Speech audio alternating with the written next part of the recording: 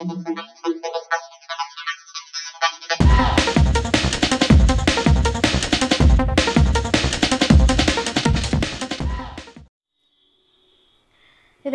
কড়ার মধ্যে তেল দিয়ে দিলাম। আজকে এঁচোড় চিংড়ি রান্না করব।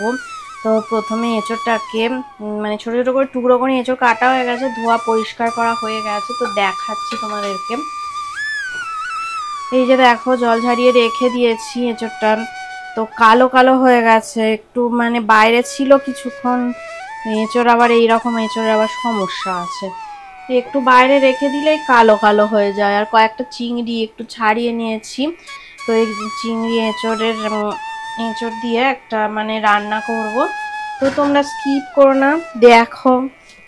তো প্রথমে এঁচোড়গুলোকে আগে ভেজে নেব। আর ওইদিকে দেখো ভাত বসিয়ে দিয়েছি।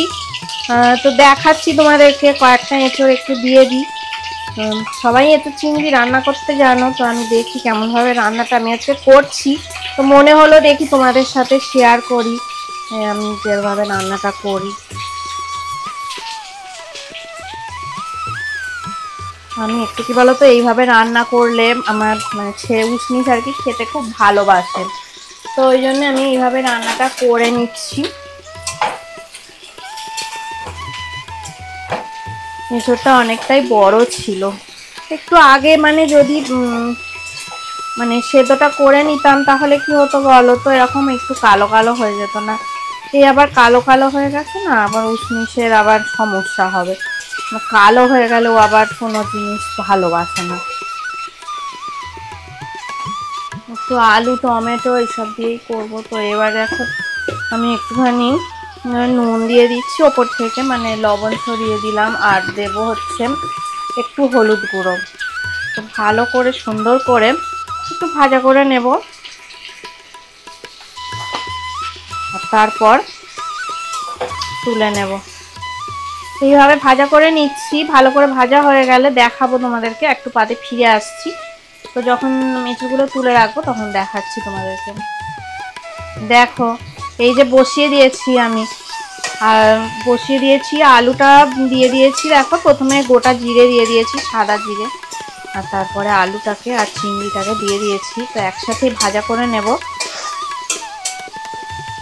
আলু আর চিংড়ি।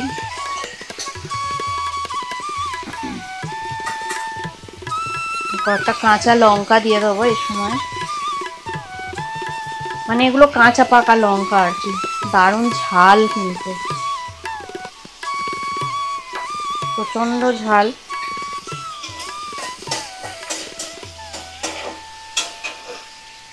তো একটু হলুদ আর অল্প করে লবণ দিয়ে দেবো।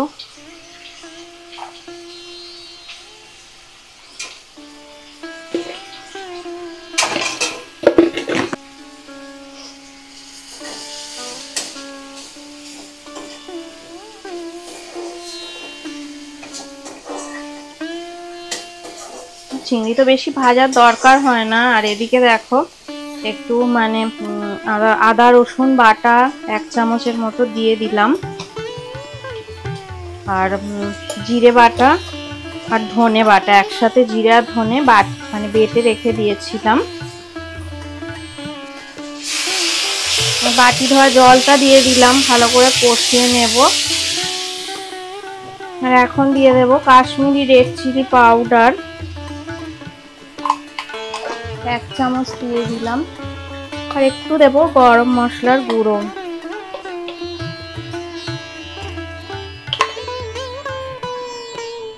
এখন দেখো দিয়ে দিচ্ছি পেঁয়াজ কুচি। একদম অল্প করেই কুচনো পেঁয়াজ দিলাম। আর টমেটোটা কাটা হচ্ছে, এবার দেবো টমেটো কুচি। আর আমার তেলের পরিমাণটা না একটু কম হয়েছে, আমি না একটু তেল দিয়ে দেব। মানে দেখো সর্ষের তেল দিলে তো গন্ধ হবে, একটু সাদা তেল দিয়ে দেব। তো এই জন্য কুচনো টমেটো দিয়ে দিলাম। অল্প পরিমাণে একটু সাদা তেল দিয়ে দিলাম, কারণ সর্ষের তেল দিলে একটু গন্ধ হবে। আমার তেলের পরিমাণটা একটু কম আছে।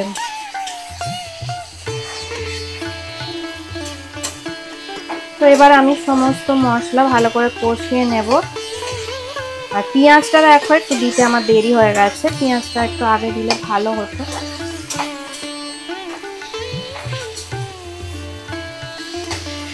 চোখের সামনে না থাকলে এরকমই হয়। তো একটু দূরে রেখে দিয়েছিলাম, কোনো অসুবিধা নেই, এইভাবে ভালো করে কষিয়ে নিলেই রান্নাটা আরো সুন্দর খেতে থাকবে। তো চলো ভালো করে কষিয়ে আমি করে নিচ্ছি। তারপরে দেখো যখন এঁচড়গুলো দেখো ভাজাও হয়ে গেছে, আর এদিকে আমার ভাতটাও হয়ে গেছে, আমি দেখাচ্ছি, দাঁড়াও। এই যে দেখো, মানে ভাত বসিয়েছিলাম, ভাতটা হয়ে গেছে, আর এঁচড়গুলো ভাজা হয়ে গেছে, ভাজা করে আমি রেখে দিয়েছি তুলে, এখানে তো থালায় রেখে দিয়েছি। তো ভাতটা একদম রেডি হয়ে গেছে, গ্যাসটা অফ করেও দিয়েছি। এবার ভাতটা মানে ঝেড়ে নেওয়া হয়নি, ভাতটা একটু ঝেড়ে নেব। মশলা কষানো হয়ে গেছে, এবার ভাজা এঁচড়গুলো আমি দিয়ে দিলাম, যেগুলো প্রথমেই আমি ভেজে তুলে রেখে দিয়েছিলাম ওগুলো দিয়ে দিলাম।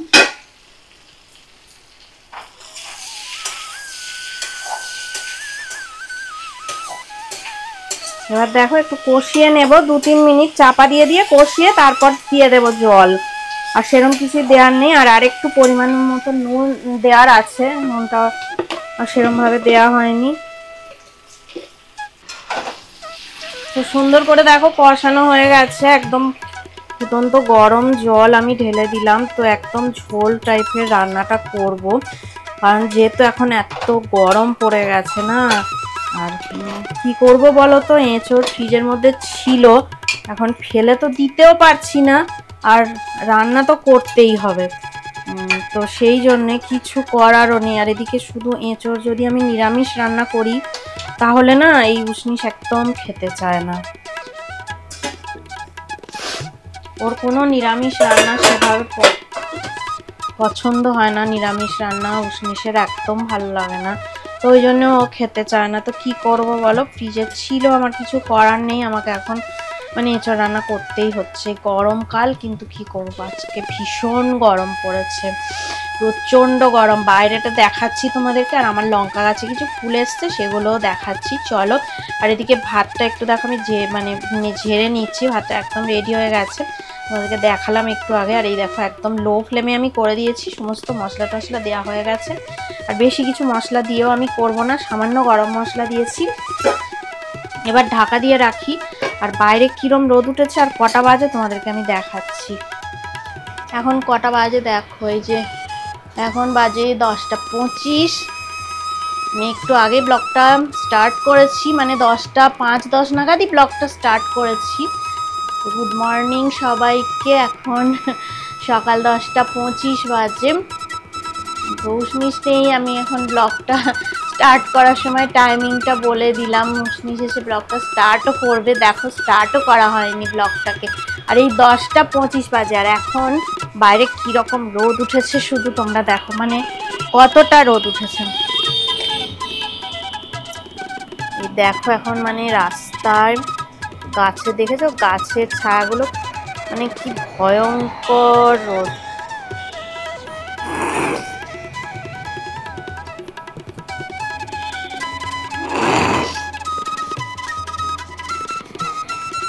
রাস্তার লোকজন যাচ্ছে কিভাবে বাবা, রোদ তোমাদেরকে দেখাচ্ছি, এই যে অবস্থাটা দেখো, এই যে হেঁটে হেঁটে যাচ্ছে দেখো ছায়াটা, মানে কতটা ভয়ঙ্কর বিচ্ছিরি রোদ। আর এদিকে দেখো আমার এখানে না একটা গাছ আমি করেছি, আর গাছটা এত রোদ পায় এখানে, এই রোদে রোদে মরে যাবে না বেঁচে থাকবে জানি না। কালকে তো পুরো শুকিয়ে গিয়েছিল জানো তো, গাছটা একদম একদম পাতাগুলো দেখছি শুকিয়ে গিয়েছে, প্রতিদিন কত কত জল দিচ্ছি, মানে গাছটা আদৌ বাঁচবে কিনা জানি না। এটা উচ্ছে গাছ হয়েছে, দানা ফেলেছিলাম এখানে,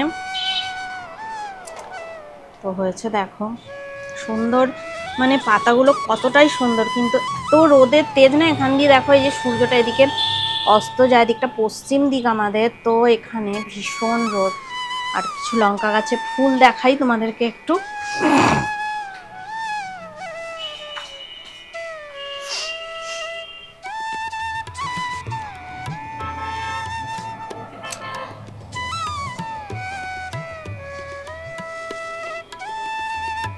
দেখো এই যে দেখাচ্ছি না, তো রোদের জন্য না দেখাও যায় না। এই যে দেখো কিছু ফুল এসছে এখানে, আর এই গাছে এইখানেও এসছে কিছু ফুল। আমি লঙ্কা গাছে খুব সুন্দর, মানে দারুণ হয়েছে লঙ্কা গাছটা।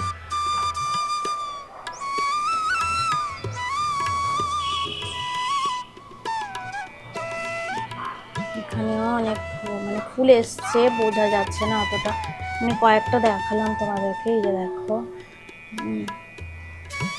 এই যে এখনো ছোট ছোট, মানে এখনো লঙ্কা হয়নি তো অতটা বোঝা যাচ্ছে না। আর রোদের জন্য না দেখো কিছুই বোঝা যাচ্ছে না।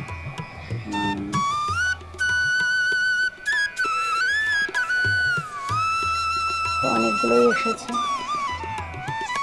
এই যে এখানটায় কিছু কিছু মানে সবে কুঁড়ি এসেছে আর কি, এখনো হয়নি। অনেক জায়গাতেই এসেছে, মানে এসেছে কিন্তু সেভাবে বোঝা যাচ্ছে না। আর আমার শশা গাছে না অনেক ফুল এসছে, দেখো শশা গাছে হলুদ হলুদ ফুল হয়েছে, দেখতে পাচ্ছ এই যে দেখো। কিন্তু এখনো না কিছুই শশা টশা কি মানে ছোট শশা এখনো হয়নি। আর এদিকে দেখো কারি পাতা গাছ, কারি পাতা গাছটা খুব সুন্দর এখন, মানে শীতকালে না কারি পাতা গাছটার কি অবস্থা হয়েছিল, এখন কারি পাতা গাছটা পুরো চকচক করছে, খুব সুন্দর লাগছে কারি পাতা গাছটাকে। যে দেখো পাতাগুলো মানে কত সুন্দর হয়েছে।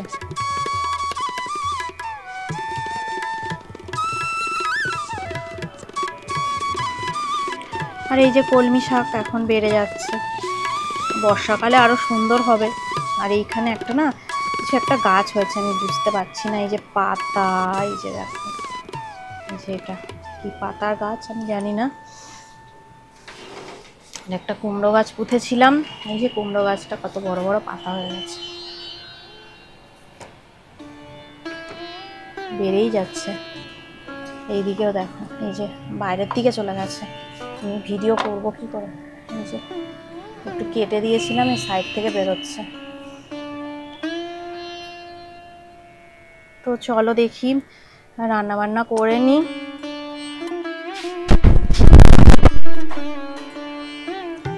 দেখো সাদা তেল দিয়ে দিয়েছি, শুকনো লঙ্কা দিয়ে দিয়েছি, এখন একটু সুজি বানাবো। তো দেখো কি কি দিয়ে বানাচ্ছি আজকে। দেখো আলু আর এই গাজর ছোট ছোট টুকরো করে কেটে নিয়েছি, একটা মিডিয়াম সাইজের আলু আর গাজর।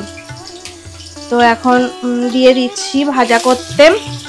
গাজর আলু একটু ভাজা করে নিয়ে তারপরে বানাবো সুজিটা। ও ঝরঝরে যে সুজি হয় ওই সুজি বানাবো, টুসনিস খেতে ভালোবাসে ওই সুজিটা, তো ওইটাই বানাবো। এরা সবাই খেতে ভালোবাসে। ওই সুজিটাতে কি বলতো একটু মিষ্টিটা মানে অল্প হয়, মানে কম মিষ্টির বানানো যায়। আর এমনি সুজি মানে খেলে দুধ দিয়ে যে সুজি বেশি ভাজা করে যে চিনি দিয়ে সুজিটা রান্না হয় না, ওই সুজিটাতে কি হয় এতটা চিনি দিতে হয়, নাহলে ভালোও হয় না খেতে। তো ওই জন্যে ওই সুজিটা আমাদের এখানে কেউ পছন্দ করে না। তো চলো দেখি একটু ভাজা করে নিই, আর পরিমাণে একটু নুন দিয়ে আর একটু ঢাকা দিয়ে দিয়ে ভাজাটা করে নিই। আর সামান্য একটু হলুদ দেব আর একটু লবণ দেব। তো এখন দেখো অল্প একটু লবণ দিলাম, আবার যখন সুজিটা দেব তখন আবার একটু বেশি লবণ দেব। তো এখন একটু হলুদ গুঁড়ো অল্প করে দিয়ে আর ঢাকা দিয়ে একটুখানি রান্নাটা হতে দিই, মানে ভাজাটা হোক আর ভালো করে সিদ্ধ হোক আলু আর গাজর। তো এখন একটু চাপা দিয়ে রাখলাম।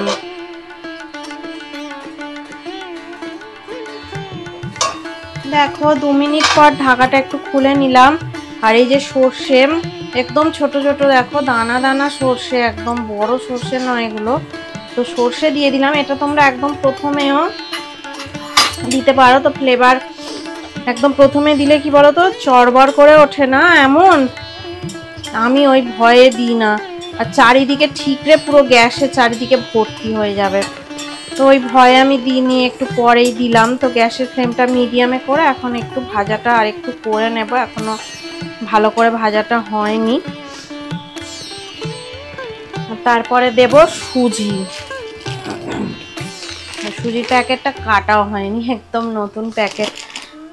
তো চলো একটু সুজি দিয়ে আর এই ঝুড়ো সুজি বানিয়ে নিই।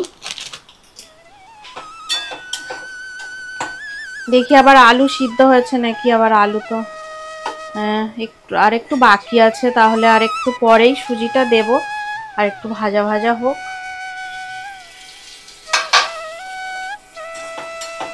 আবারও 2 মিনিট পর আমি ঢাকাটা খুলে নিলাম। তো এবারে দেখি আলুগুলো একদমই সিদ্ধ হয়ে গেছে।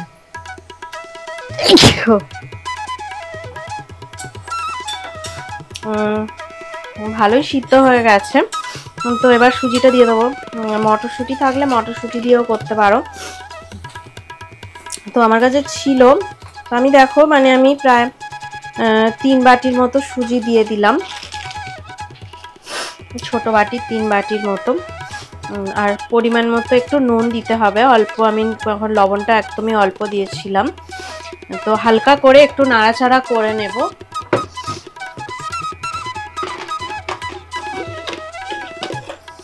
তোমরা যারা আমার পুরনো মানে সাবস্ক্রাইবার আছো, মানে আমার ভিডিও তোমরা যারা আগেও দেখেছো, আমি ঝুড়ো সুজি রান্না করি বেশি, সেটা নিশ্চয়ই পুরনো যারা সাবস্ক্রাইবার তারা জানো, মানে পুরনো যারা আমার চ্যানেলের সদস্য।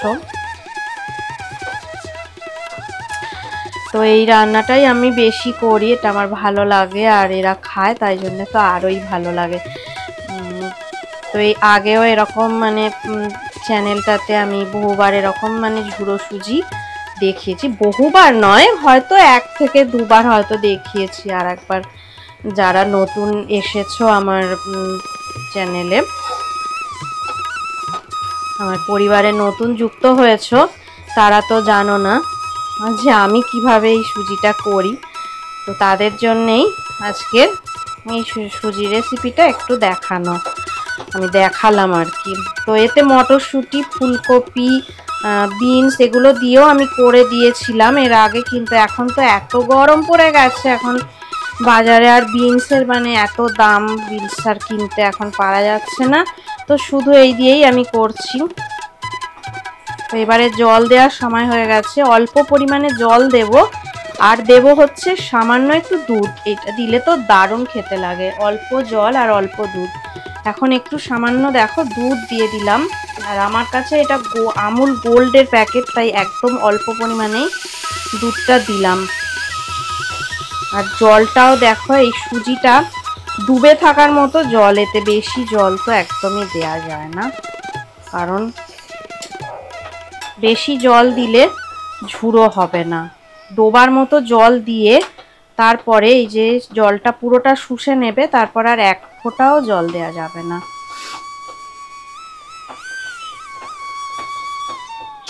এইভাবেই আমি ঢাকা দিয়ে রান্নাটা এবার করতে দেব।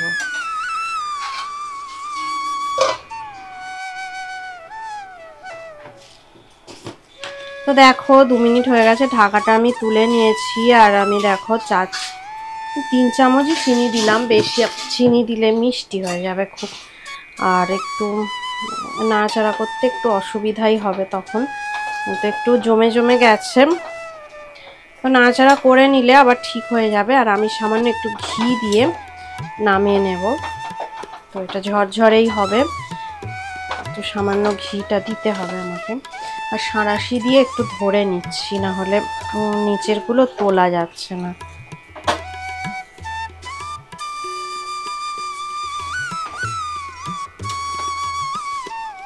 কত সুন্দর দেখো কালার এসেছে, আর একদম ঝরঝরে হয়ে যাবে, আর একটু ঠান্ডা হলে না একদম ঝরঝরে হয়ে যাবে। আর এই এখন গরম থাকে, তো গরম অবস্থাতে আবার আবার আমার কড়াটাও একটু ছোট হয়ে গেছে, আর একটু সাইজে বড় যে কড়া, সেটা নিলে আরো ভালো হতো, দেখাতে পারতাম তোমাদেরকে আরো ভালো করে।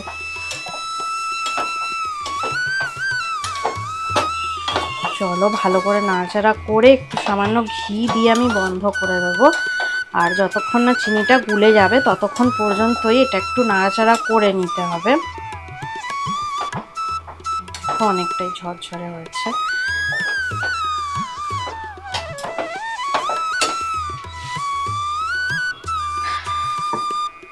একটু ঘি দিলে কি হয় না, একটু ভালো মানে খেতে হয়, গন্ধটা সুন্দর লাগে আর খেতে ভালো হয়। তো আমি দেখো বড় চামচের 1 চামচ ঘি দিয়ে দিলাম।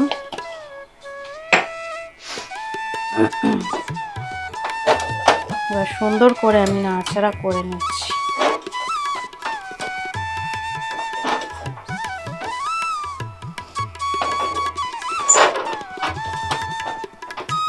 সুজিটা একদম রেডি হয়ে গেছে, চিনিটা গুলে গেলেই তারপর আমি এটা নামিয়ে নেব। তো চলো আজকে সুজির রেসিপি তোমাদেরকে দেখিয়ে দিলাম। তারপরে আবার পরে যে রেসিপিটা করব ডিনারের সময়, সেই রেসিপি তোমাদের সাথে অবশ্যই শেয়ার করব। এই যে দেখো এখন আমি মসুর ডালের বড়া বানাবো। নুন, যে লবণ দিয়ে দিয়েছি দেখো, আর এইদিকে দেখো দিয়ে দিয়েছি হলুদ গুঁড়ো। তো এখন দেখো এই যে পেঁয়াজ কুচি করে নিয়েছি আর এই যে কাঁচা লঙ্কা। তো এখন চলো একটু মানে বড়া বানিয়ে নিই, মসুর ডালের বড়া। আর তারপরে উষ্ণিস ব্লগটা এন্ড করে দেবে। আর এটা আমাদের রাত্রিবেলা ডিনার কি দিয়ে খাবো সেটা তোমাদেরকে আমি অবশ্যই দেখাবো। ওই দেখো মসুর ডালের বড়া আমার ভাজা হচ্ছে। এই যে চলো অনেক বড় হয়ে যাচ্ছে, ব্লগটা এন্ড করে দেওয়া যাক।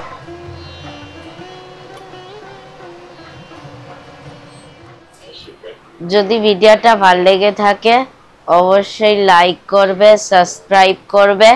সবাই ভালো থাকবেন, সুস্থ থাকবেন, আমাদের চ্যানেলে অবশ্যই থাকবেন। Good bye, tata.